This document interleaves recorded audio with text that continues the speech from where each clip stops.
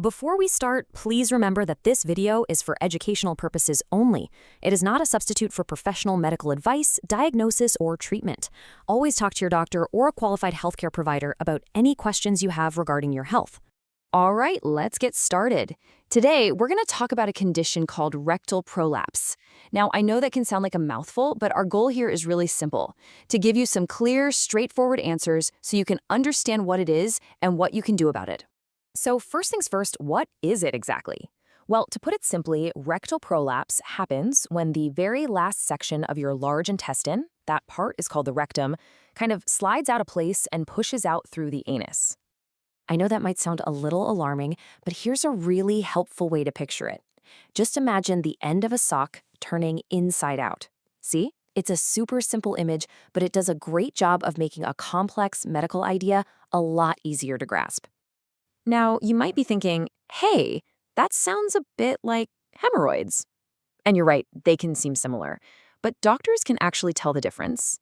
See, with a prolapse, the tissue usually has these circular folds. Hemorrhoids, on the other hand, have folds that go out from the center. It's a small difference, but it's a really important one. And that's exactly why you need a doctor to take a look and make the right call. Okay, so that naturally leads to the next big question, right?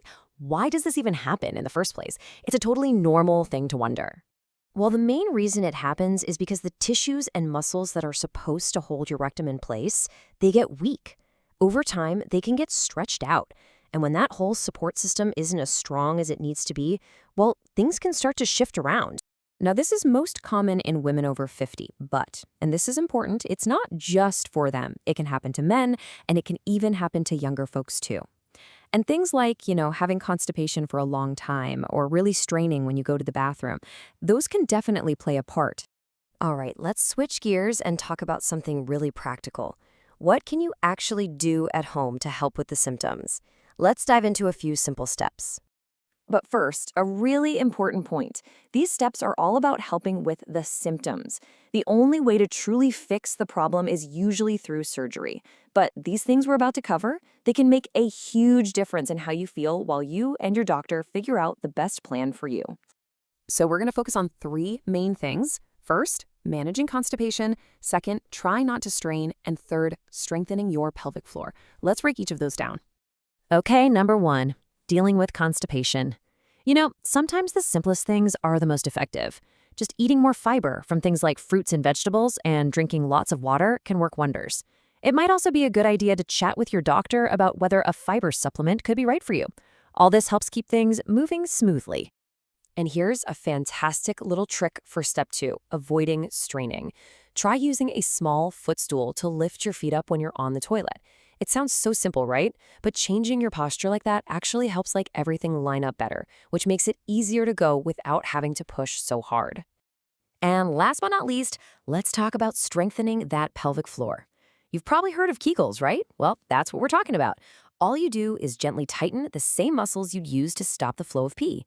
Hold that squeeze for about 5 seconds, then let go and relax. If you can do that a few times throughout the day, it can really help build up that support down there. If there's one thing I really want you to take away from all this, it's this: there is hope. I know this can be a really tough thing to deal with, but it is absolutely treatable. There are effective treatments out there that can help you get back to your normal, active life.